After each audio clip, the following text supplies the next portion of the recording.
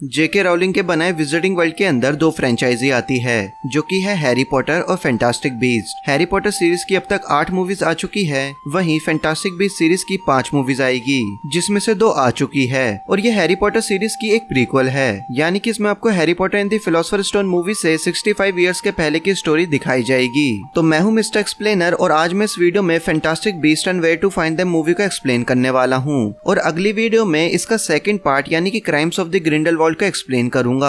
इसीलिए अपने हेडफोन्स तैयार रखो, क्योंकि ये मैजिकल जर्नी बहुत ही मजेदार होने वाली है। और हाँ, इस वीडियो को पूरा देखना और बिल्कुल भी स्किप मत करना, क्योंकि इस वीडियो को देखने के बाद आपकी मूवी से रिलेटेड जितनी भी कंफ्यूजन है वो सारी दूर हो जाएगी। और ये मूवी उन्हीं लोगों को समझ आने वाली है जिन्होंने हैरी पॉटर सीरीज देखी हुई होगी। मूवी की स्टार्टिंग में हमें कुछ विजिटिंग न्यूज़पेपर से पता चलता है कि ग्रिंडेलवाल्ड ने यूरोप में हमला करके कुछ ऑरर्स को मार दिया है। ऑरर्स को आप जादूगरों की पुलिस समझ सकते हो, और इसी वजह से हॉगवर्ट्स स्कूल ने अपनी सिक्योरिटी बढ़ा दी है। और ग्रिंडेलवाल्ड के हमले की वजह से नॉन मैजिकल यानी कि मगल से वॉर होने का खतरा बढ़ता जा रहा है। और यूएसए की विजिटिंग कम्युनिटी को अब मैजिकल क्रिएचर रखने की परमिशन नहीं है, क्योंकि कुछ मगल्स के अंदर एंटी विजिट सेंटीमेंट बढ़ते जा रहे हैं। अब इन सभी चीजों को दिखाने का बस एक ही मतलब था कि ग्लोबल विजिटिंग वॉर शुरू हो चुकी है, और ग्रिंडेलवाल्ड यानी कि जिसने इस वॉर को शुरू किया था उसके बारे में कुछ भी अता पता नहीं है कि वो कहाँ गया। ग्रिंडेलवाल्ड इस सीरीज का डार्क विज़र्ड है, और ये और डंबलडोर एक टाइम पर बहुत अच्छे दोस्त थे। हालांकि इनके बीच दोस्ती से ज्यादा दोस्ताना था, लेकिन हमें किसी के पर्सनल मैटर में इतना ज्यादा नहीं जाना चाहिए, इसीलिए आगे चलते हैं। उसके बाद सीन चेंज होता है और यहाँ से हमारी मेन स्टोरी शुरू होती है, जहाँ 1926 में हम एक ब्रिटिश जादूगर को एक शिप में बैठा हुआ दिखाया जाता है। इसका नाम है न्यूट स्कैमेंडर। न्यूट एक मैजिकोलॉजिस्ट है, यानी कि ये अलग अलग मैजिकल क्रिएचर्स के बारे में स्टडी करता है। हालांकि मैजिकल क्रिएचर्स के लिए न्यूट का प्यार यहीं तक नहीं रुका। न्यूट को मैजिकल क्रिएचर्स बहुत पसंद है, इसीलिए वो पिछले 1 सालों से अलग अलग कंट्रीज में जाकर उन मैजिकल क्रिएचर्स को ढूंढकर बचा रहा है जो विलुप्त होने की कगार पर हैं। और साथ ही fantastic beast and where to find them नाम की एक बुक भी लिख रहा है, ताकि वो अपने साथी जादूगरों को बता सके कि इन मैजिकल बीस्ट को कहाँ ढूंढा जाए और कैसे पाला जाए, और ये बिल्कुल भी खतरनाक नहीं होते। और इसी तलाश में वो न्यूयॉर्क आया है। न्यूट के पास एक सूटकेस भी है, जिसमें उसके सभी मैजिकल बीस्ट हैं। अब कुछ लोग सोचेंगे सूटकेस के अंदर मैजिकल बीस्ट, तो उन्हें बता दूं न्यूट ने अपने सूटकेस पर एक्सटेंशन चार्म का यूज किया था। इस चार्म की मदद से किसी भी चीज का इंटरनल एरिया बहुत बड़ा हो जाता है, बिना उसके एक्सटर्नल एरिया को डिस्टर्ब किए। न्यूयॉर्क में पहुंचने के बाद उसके सूटकेस की चेकिंग होती है, और उन बीस्ट के बारे में किसी भी मगल्स को पता न चले, इसीलिए वो सूटकेस के मगल सेक्शन को एक्टिवेट कर देता है, जिस वजह से किसी को भी पता नहीं चल पाता कि सूटकेस के अंदर क्या था। और मगल्स वो होते हैं जो जादू करना नहीं जानते।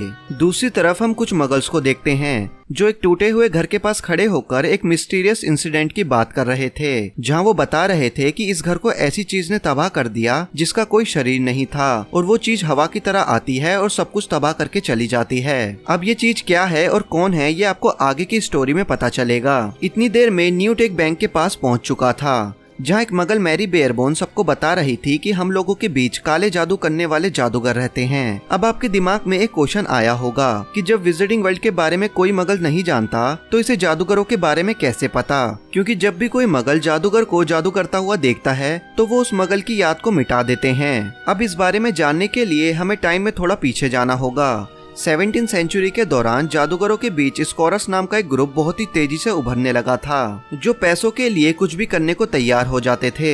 इसीलिए जब ऑरस ने इन लोगों को पकड़ना शुरू किया तो बचने के लिए इन लोगों ने मगल से शादी करनी शुरू कर दी। इसीलिए वो स्कॉरस बच गए जिन्होंने भी मगल से शादी की थी, क्योंकि ऑरस अब अगर उन्हें पकड़ते तो उनकी फैमिली विरोध में उतर आती और जादूगरों के बारे में मगल्स वर्ल्ड में सबको पता चल जाता।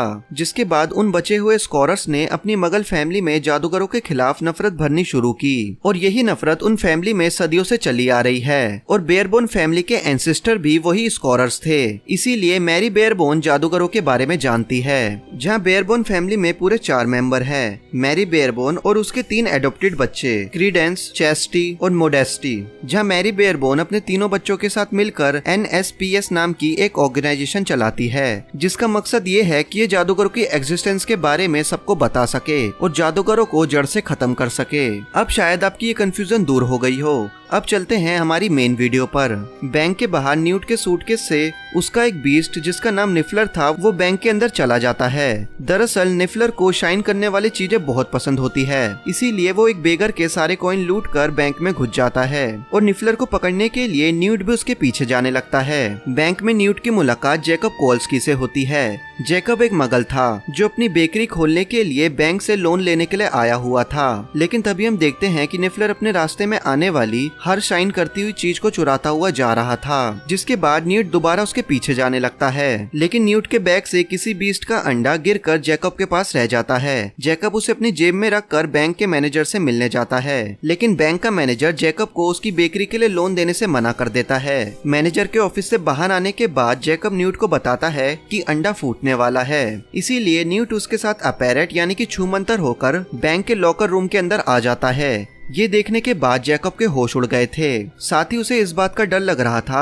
कि कोई उन्हें देख ना ले, जिसके बाद जैकब को जिस बात का डर था वैसा ही होता है। बैंक का मैनेजर उन्हें देख लेता है, लेकिन तभी न्यूट जादू से उसे जमा देता है और लॉकर के अंदर से निफलर को निकालकर जैकब के साथ अपैरेट होकर वहाँ से निकल जाता है। लेकिन तभी जैकब न्यूट के मुंह पर सूटकेस मार कर वहाँ से भाग जाता है। लेकिन तभी टीना गोल्डस्टीन न्यूट के पास आकर उससे पूछती है कि क्या उसने नो मैच की मेमोरी मिटा दी। नो मैच यानी कि मगल्स।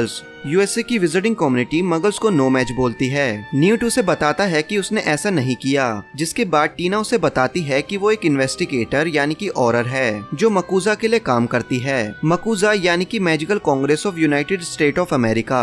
जैसे हमने हैरी पॉटर सीरीज में ब्रिटिश मिनिस्ट्री ऑफ मैजिक देखा था, वैसे ही मकूजा यूएसए की मिनिस्ट्री ऑफ मैजिक है। जिसके बाद टीना न्यूट को बताती है कि उसने सेक्शन 3A को तोड़ा है, इसीलिए उसको उसके साथ जाना होगा, और वो दोनों वहाँ से अपैरेट होकर निकल जाते हैं। मकूजा में पहुंचने के बाद टीना न्यूट को मैडम प्रेसिडेंट के पास लेकर जाती है, लेकिन मैडम प्रेसिडेंट और उनके साथी पहले से ही बहुत परेशान थे उस इंसिडेंट की वजह से जिसे हमने मूवी की स्टार्टिंग में देखा था, जहां एक अजीब चीज ने पूरे घर को उड़ा दिया था, और इसी वजह से वो टीना से बात करने से मना कर देती है। और यहाँ हमें पता चलता है कि टीना अब ऑरर नहीं है। अब टीना को ऑरर की पोजीशन से क्यों हटाया गया ये हमें आगे पता चलेगा। जिसके बाद टीना न्यूट से उसकी मैजिकल वॉन्ड का परमिट मांगती है, लेकिन तभी वहाँ पर एबरनाथी और पर्सिवल ग्रेप्स आ जाते हैं। पर्सिवल ग्रेप्स मकूजा में department of magical law enforcement के हेड थे। जहाँ टीना पर्सिवल को बताती है कि न्यूट के सूटकेस से एक मैजिकल बीस्ट भागकर बैंक में हंगामा मचाने लगा था, इसीलिए पर्सिवल न्यूट का सूटकेस लेकर सूटकेस की चेकिंग करने लगता है। लेकिन सूटकेस के खुलने के बाद हम देखते हैं कि उसमें बेकरी का सामान था, क्योंकि जब जैकब न्यूट को सूटकेस मारकर भागा था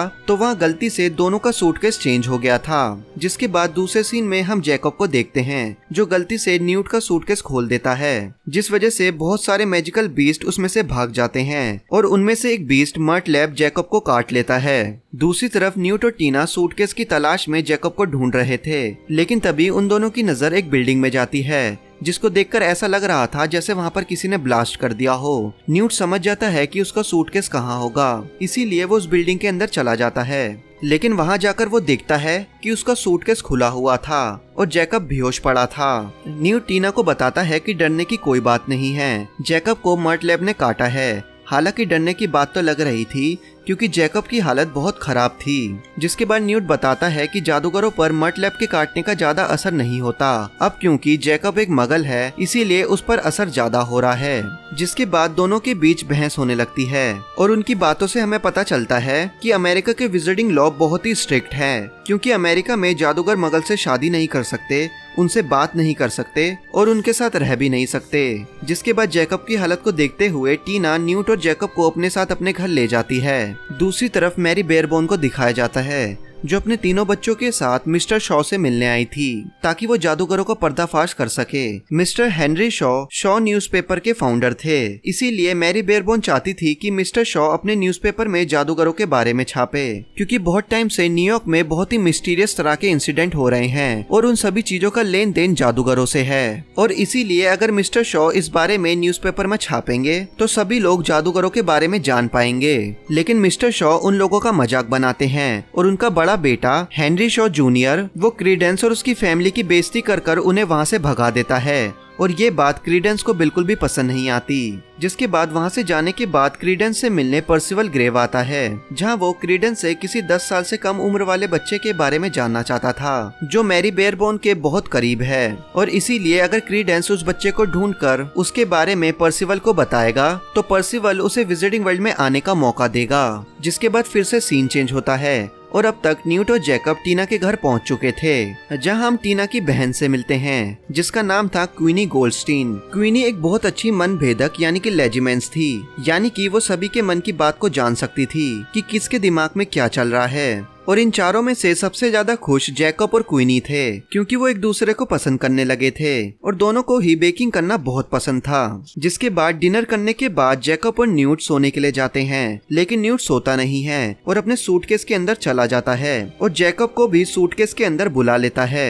सूटकेस के अंदर हम देखते हैं वहाँ तो हमारी सोच से भी ज्यादा बड़ी दुनिया बसी हुई थी। वहाँ अलग अलग मैजिकल क्रिएचर्स थे और उन मैजिकल बीस्ट के हिसाब से उस जगह के टेम्परेचर को मेंटेन किया गया था ताकि किसी भी मैजिकल बीस्ट को कोई दिक्कत ना हो। न्यूट जैकब को स्पोकिंग इवल दिखाता है जिसके जहर से बुरी याद को भी मिटाया जा सकता था और साथ ही बहुत सारे अलग अलग मैजिकल बीस्ट से मिलवाता है जैसे ग्रैम्पहाउंड, ऑगरी, ऑकमी, बोटेकल एसेट्रा। और एक बोटेकल जिसका नाम पैकेट था वो हमेशा ही न्यूट के साथ रहता था, इसीलिए न्यूट उसे अपने सूटकेस में बाकी बोटेकल के साथ नहीं रखता था। लेकिन तभी जैकब को वहाँ पर एक अजीब सी चीज दिखती है। जैकब उस चीज के पास जाने लगता है लेकिन न्यूट उसे रोक देता है और बताता है कि ये अदम्य शक्ति यानी कि ऑब्सिक्यूरस है। हालांकि न्यूट उस टाइम पर जैकब को नहीं बताता कि ऑब्सिक्यूरस क्या होता है, लेकिन इस बारे में हमें आगे पता चल जाएगा। जिसके बाद न्यूट जैकब से पूछता है कि मीडियम साइज के क्रिएचर्स जिन्हें खुला मैदान पसंद हो वो कहाँ जा सकते हैं। जैकब उसे बताता है कि सेंट्रल पार्क। जिसके बाद दोनों न्यूट के मैजिकल क्रिएचर्स को ढूंढने के लिए निकल जाते हैं। सेंट्रल पार्क में जाते हुए रास्ते में न्यूट को निफलर एक ज्वेलरी शॉप में चोरी करता हुआ दिखता है। जिसके बाद बड़ी मशक्कत करने के बाद न्यूट निफलर को पकड़ लेता है, लेकिन इतनी देर में वहाँ पुलिस आ जाती है। लेकिन न्यूट और जैकब अपैरेट होकर वहाँ से भाग जाते हैं। सेंट्रल पार्क में पहुँचने के बाद न्यूट एक और मैजिकल बीस्ट को पकड़ लेता है जिसका नाम था एरमपेंट। एरमपेंट को पकड़ने के बाद न्यूट जैकब को बताता है कि अब बस एक और मैजिकल बीस्ट बचा है। लेकिन इतनी देर में टीना और क्वीनी को पता चल चुका था कि न्यूट और जैकब भाग गए हैं, इसीलिए टीना उन दोनों को ढूंढते हुए सेंट्रल पार्क आ जाती है। और जब जैकब और न्यूट सूटकेस के अंदर जाते हैं तो टीना सूटकेस को बाहर से बंद करके अपने साथ ले जाती है। लेकिन तभी दोबारा से सीन चेंज होता है जहां हम देखते हैं कि लेट आने की वजह से मैरी बेयरबोन क्रीडेंस को बेल्ट से मार रही थी। हालांकि ऐसा सिर्फ पहली बार नहीं हो रहा था। मैरी अपने तीनों बच्चों को मारा करती थी, लेकिन वो तीनों बच्चों में से सबसे ज्यादा क्रीडेंस को मारती थी। लेकिन थोड़ी देर बाद फिर से सीन चेंज होता है जहां हम देखते हैं कि वही अदृश्य चीज मिस्टर शॉ के बड़े बेटे को मार देती है। मिस्टर शॉ वही है जिन्होंने क्रीडेंस और उसकी फैमिली की बेइज्जती की थी। दूसरी तरफ टीना न्यूट के सूटकेस को लेकर वापस मकूजा में आ जाती है, लेकिन मकूजा में पहले से ही मीटिंग चल रही थी उस मिस्टीरियस चीज के ऊपर जिसने मिस्टर शॉ के बेटे को मारा था।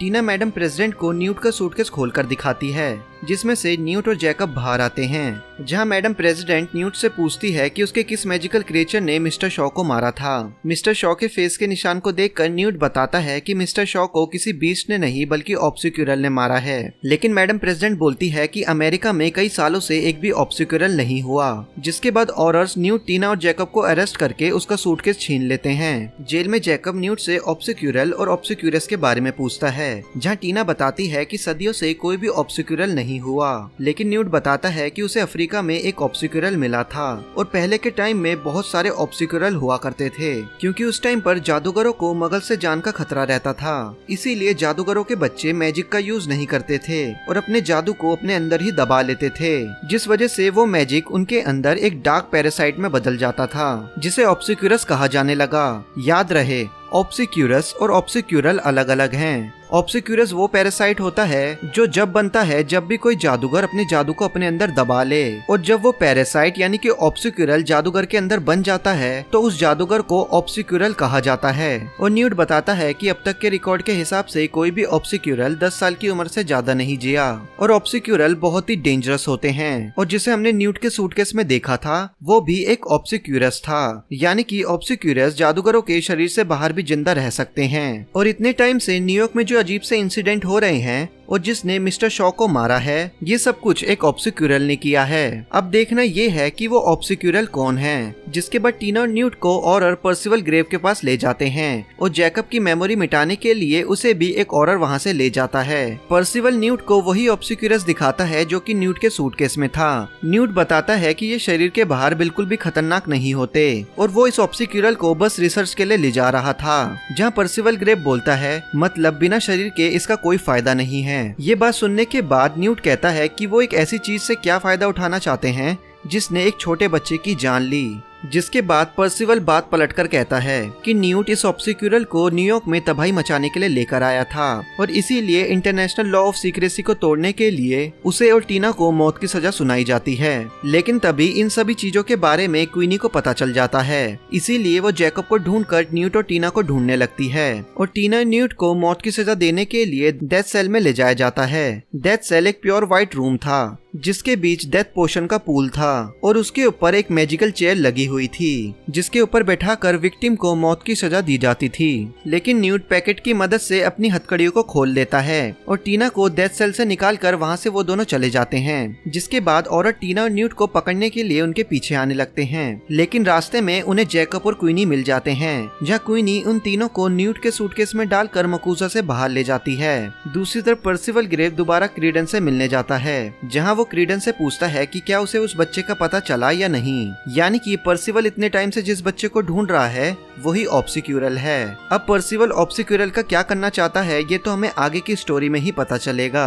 जिसके बाद वो क्रीडेंस के हाथ की चोट को ठीक कर कर उसे डेडली हैलोस का एक लॉकेट पहनाता है और बोलता है कि जब भी क्रीडेंस उस बच्चे को ढूंढ ले तो वो इस लॉकेट को टच करके पर्सिवल को बुला सकता है। दूसरी तरफ टीना, न्यूट, जैकब और क्वीनी न्यूट के बचे हुए मैजिकल बीस्ट को ढूंढ रहे थे, जहाँ टीना बताती है कि नारलेक उनकी मदद कर सकता है क्योंकि वो टीना का खबरी हुआ करता था जब टीना एक औरत थी। इसीलिए वो चारों नारलेक से मिलने एक पब में जाते हैं, जहाँ जैकब ड्रिंक पीने के लिए हाउस एल्फ के पास जाता है, जहाँ हाउस एल्फ जैकब से बोलता है तुमने क्या आज से पहले कभी हाउस एल्फ नहीं देखा? जिसके जवाब में जैकब कहता है कि नहीं, उसे तो हाउस एल्फ बहुत पसंद है और उसके अंकल भी एक हाउस एल्फ हैं। जिसके बाद न्यूट टीना से पूछता है कि उसने डेथ पोशन में टीना की एक मेमोरी देखी थी, जहाँ टीना बताती है कि क्रीडेंस की माँ मैरी बेयरबोन अपने तीनों एडॉप्टेड बच्चों को मारा करती थी और वो उन बच्चों में सबसे ज्यादा क्रीडेंस को मारती थी।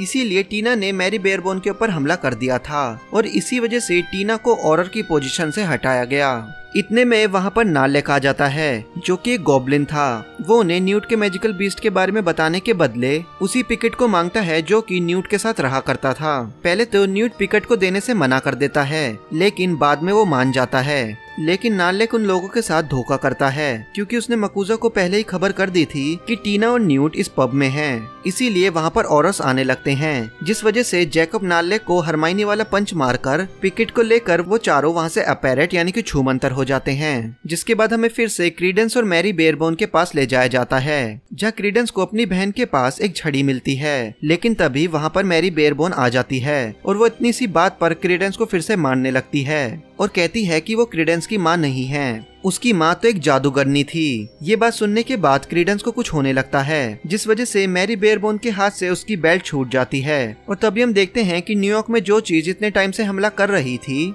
और जिसने मिस्टर शॉ को मारा वो और कोई नहीं बल्कि क्रीडेंस था, यानी कि क्रीडेंस एक ऑब्सिक्यूरल है। जिसके बाद वो मैरी बेयरबोन को मार देता है। दूसरी तरफ न्यूट, टीना, जैकब और क्वीनी न्यूट के बाकी बचे हुए मैजिकल क्रिएचर्स को ढूंढ लेते हैं जो कि थे डेमागाइज और ऑकमी। न्यूट के सूटकेस के अंदर क्वीनी न्यूट से लीटा लस्ट्रेंज के बारे में पूछती है, जिससे न्यूट प्यार किया करता था। साथ ही इल्वरमूनी और हॉगवर्ट्स स्कूल के बारे में बात होती है कि कौन सा स्कूल सबसे अच्छा है। जिसके बाद पर्सिवल ग्रेव दोबारा क्रीडेंस से मिलने आता है और देखता है कि मैरी बेयरबोन वहाँ पे मर चुकी है और क्रीडेंस भी बेहोश पड़ा था और क्रीडेंस की छोटी बहन वहाँ से कहीं जा चुकी है। ये देखने के बाद पर्सिवल को लगता है कि क्रीडेंस की छोटी बहन ही ऑब्सिक्यूरल है। इसीलिए वो क्रीडेंस से बोलता है कि वो जादूगर परिवार से तो है, लेकिन वो नाकारा यानी कि स्क्वीप है। स्क्वीप वो होते हैं जो जादूगर परिवार से तो होते हैं, लेकिन उनके अंदर मैजिकल एबिलिटी नहीं होती। जिसके बाद पर्सिवल कहता है कि क्रीडेंस किसी काम का नहीं है। ये सुनने के बाद क्रीडेंस को गुस्सा आ जाता है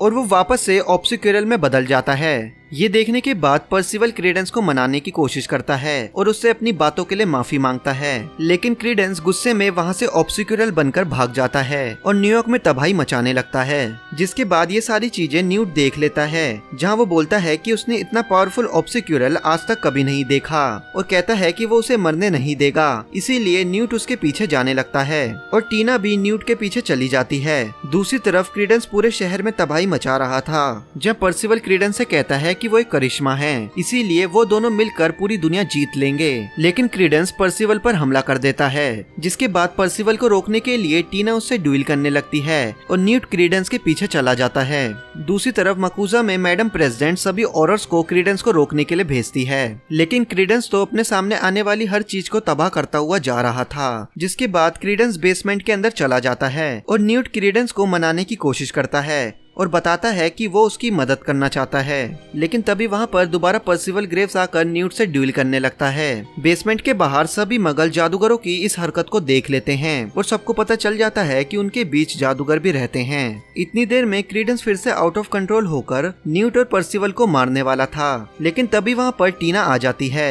अब क्योंकि टीना ने क्रीडेंस को मैरी बेयरबोन से बचाया था, इसीलिए वो टीना के कहने पर रुक जाता है। लेकिन तभी ऑरर्स बेसमेंट में आकर क्रीडेंस को मार देते हैं। ये देखने के बाद पर्सिवल ग्रेव्स को गुस्सा आ जाता है और वो बोलता है कि जादूगरों के ये कैसे कानून हैं जो हमें ही छुपकर रहने पर मजबूर करते हैं, और कहता है कि मैं इन कानून को नहीं मानता। जिसके बाद मैडम प्रेसिडेंट ऑरर्स को पर्सिवल ग्रेव्स को पकड़ने को बोलती है, लेकिन पर्सिवल ऑरर से ड्यूल करने लगता है और सभी ऑरर्स को हराने ही वाला था कि न्यूट इतनी देर में स्पोकिंग ईवल की मदद से पर्सिवल ग्रेव को पकड़ लेता है। जिसके बाद पर्सिवल ग्रेव्स अपने असली चेहरे में आता है और हम देखते हैं कि ये कोई और नहीं बल्कि ग्रिंडलवाल्ड था। ऑरर्स ग्रिंडलवाल्ड को पकड़कर ले जाते हैं, जिसके बाद मैडम प्रेसिडेंट कहती है कि उन लोगों की सच्चाई अब सब लोगों के सामने आ गई है, क्योंकि एक पूरे शहर के लोगों की याद को नहीं मिटाया जा सकता।